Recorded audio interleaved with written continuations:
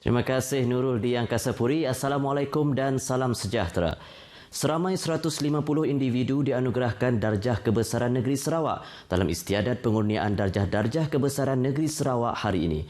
Majlis pengurniaan disempurnakan oleh Yang di-Pertua Negeri Tun Pen Sri Abdul Taib Mahmud di Dewan Besar Astana Negeri Petrajaya, Kuching. Mendahului senarai penerima, Presiden Dewan Perniagaan dan Perindustrian Cina Sibu, Dr. He Sui Cheng, yang dianugerahkan Darjah Utama Yang Amat Mulia Bintang Kenyalang Sarawak, Johan Bintang Kenyalang JBK.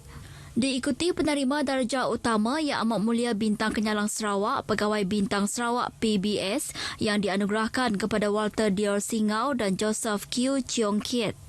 Penerima pingat Bintang Kenyalang PBK seramai 10 orang, pingat Perkhidmatan Bakti PPB 24 orang, Ahli Bintang Sarawak ABS 33 penerima, Ahli Bintang Kenyalang ABK 12 orang dan Bintara Bintang Sarawak BBS seramai 28 orang. Manakala penerima terbanyak ialah pingat Perkhidmatan Terpuji PPT iaitu 40 orang. Turut hadir isteri Yang di-Pertua Negeri Tuan Datuk Petinggi Ragat Kurdi Taib, Timbalan Ketua Menteri Tan Sri Dato' Amar Dr. James Jemumasing serta beberapa ahli Kabinet Negeri. Setakat pukul 8 pagi tadi, Sarawak merekodkan 542 kes kebakaran belukar, hutan dan tanah gambut sejak 1 Ogos lepas. Penolong Pengarah Operasi Jabatan Bomba dan Penyelamat Penguasa Kanan 1 Tiong Ling Hee berkata, secara purata JBPM Sarawak memberi respons kepada 30 kes kebakaran belukar, hutan atau tanah gambut setiap hari. Tiong menambah 2 lokasi kebakaran masih melibatkan operasi pemadaman berterusan. Lokasi tersebut ialah di Taman Harmoni di Seri Aman yang memasuki hari ke-11 dan masih terdapat 2.43 hektar yang masih terbakar namun tidak memerlukan kaedah water bombing. Manakala bagi kebakaran di Kuala Baram yang memasuki hari ke-20, penolong pengarah operasi itu menjelaskan status keseluruhan kawasan adalah bertambah baik dan hampir nyah asap kecuali 3 tompok kebakaran baharu akibat cuaca panas.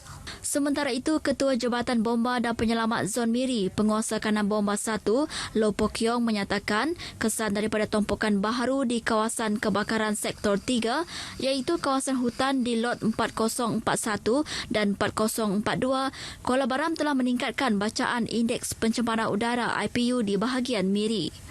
Tindakan operasi pemadaman masih diteruskan bagi ketiga-tiga sektor dengan tumpuan operasi adalah di Sektor 3 menggunakan kaedah pengebuman air oleh pesawat Bombardier Maritim Malaysia. Bagi Sektor 1, katanya hanya tinggal asap kecil yang tidak memerlukan pasukan bomba sepenuh masa di lokasi, manakala operasi pemadaman tumpukan asap di Sektor 2 akan diteruskan di tapak Kompleks Kebajikan Hamidah Yaakob bersebelahan Jalan Pasir Kuala Baram. Untuk rekod setakat pukul 3 petang tadi, Institut Latihan Perindustrian Miri mencatat bacaan IPU 156, SK Kuala Baram 2 132, manakala Seri Aman 35.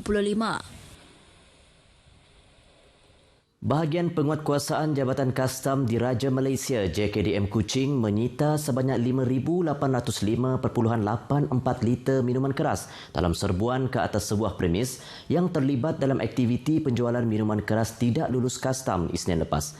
Jumlah anggaran nilai barang yang disita termasuk seduti kastam sebanyak RM132,201.70.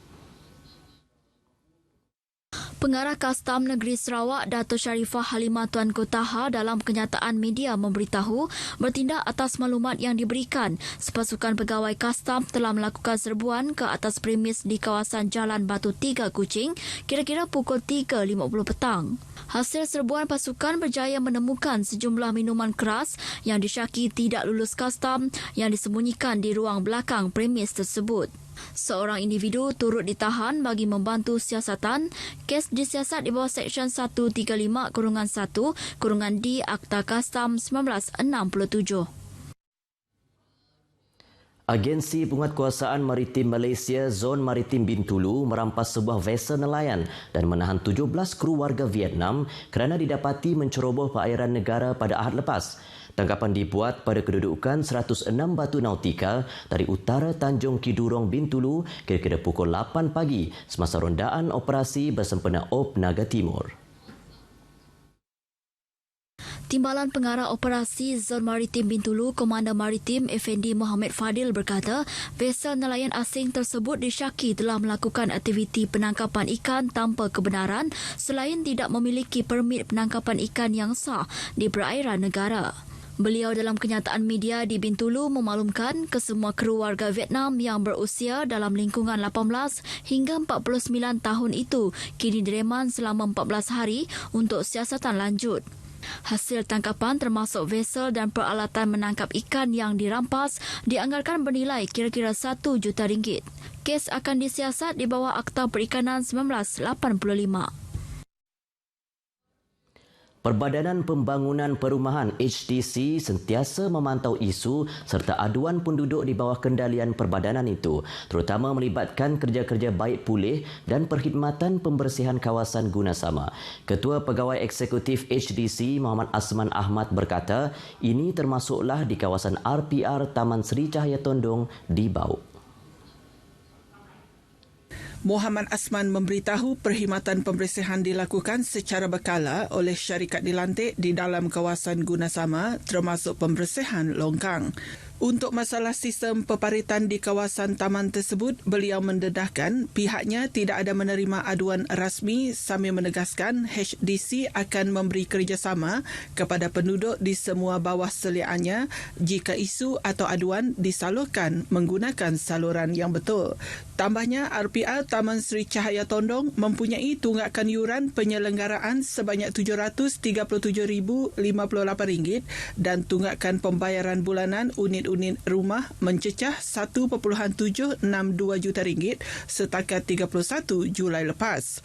Katanya jumlah tersebut turut memberi kesan kepada kerja-kerja baik pulih dan pembersihan yang dilakukan oleh HDC.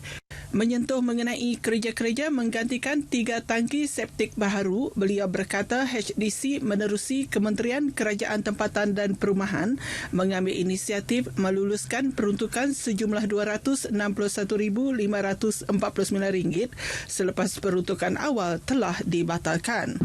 Muhammad Asman menyatakan demikian dalam kenyataan media sebagai respon kepada kenyataan Timbalan Menteri Perdagangan Dalam Negeri dan Hal Ehwal Pengguna, Chong Chin Jen, bahawa HDC tidak turun padang bagi menyelesaikan isu yang dihadapi penduduk di taman perumahan itu. Chong pada program Gotong Royong di Taman Sri Cahaya Tondong pada Ahad lepas turut menggesa pihak HDC agar lebih proaktif menangani aduan rakyat terutama melibatkan kerja-kerja penyelenggaraan projek perumahan di bawah seliaan HDC. Setakat ini dahulu berita dari Sarawak untuk N5 petang ini. Untuk berita seterusnya kembali kepada Nurul di Angkasa Puri. Silakan. Baik, terima kasih Fazri.